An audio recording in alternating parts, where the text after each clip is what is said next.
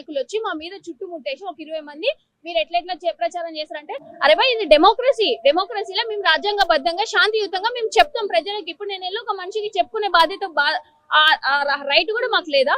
మామూలు ఇప్పుడు చెప్తే ఎట్లాగో ఇంటలేరు, ఇప్పుడు అవకాశం వచ్చింది కాబట్టి చెప్పుకుంటున్నారు. అందుకే చెప్పుకుంటున్నాం. అట్లా చెప్పుకుంటుంటే వాళ్ళు వచ్చి మీరు అట్లా చెప్తారు, ఇష్టం వచ్చిన బూతులతో దూషించుకుంటూ తన్నుకుంటూ గల్లాలు బట్టి గుంజి కిందకి ఇడ్చుకుంటూ చేసిండ్రు కాంగ్రెస్ నాయకులు. నేను అడుగుతున్నా రేవంత్ రెడ్డి గారిని, ఇదేనా మీరు కాంగ్రెస్ నాయకులకు నేర్పించేది? అదే కొంచెమన్నా మినిమం సివిక్ సెన్స్ అనేది లేకుండా పోయిందండి. ఇప్పుడు వాళ్ళకి అధికారం ఉంది, మెడలో కాంగ్రెస్ కండువా ఉండగానే ఇంకా వాళ్ళకి మొత్తం పవర్స్ వచ్చేసినట్టేనా? మరి నార్మల్ సివిలియన్స్ ఏమైపోవాలి? ఇట్లా ఈ రోజే ఈ రకంగా బెదిరించినాడు అని అంటే రేపు పొద్దున జూబ్లీ హిల్స్ హోటల్స్ పరిస్థితి ఏంది? ఆ రకంగా చూసుకుంటే ఎంటైర్ తెలంగాణ పరిస్థితి ఏంది? ప్రతిసారి మీరు బెదిరించి గుండాయిజం చేసి రౌడీజం చేసి నడుపుతున్నారు కదా, అట్లనే పాలన చేస్తున్నారు కదా.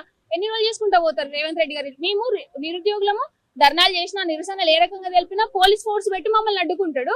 ఎక్కడ చూసినా బెదిరింపులు దౌర్జన్యమే తప్ప ఇంకొకటి కనిపించలేదు. అట్లాంటి వాళ్ళకి ఎందుకు ఓటేయాలి ప్రజలు కూడా? అందుకే ప్రజలు కూడా ఆలోచించాలి. ఇట్లాంటివి ఇప్పుడే జరుగుతున్నాయంటే బై ఎలక్షన్స్ లో కూడా కాంగ్రెస్ కి స్కోప్ ఇచ్చినారు అని అంటే రేపు పొద్దున ఇంకా ఎంత భారీగా ఈ దౌర్జన్యాలు పెరగబోతున్నాయి అనేది వాళ్ళు ఊహించుకోవాలండి.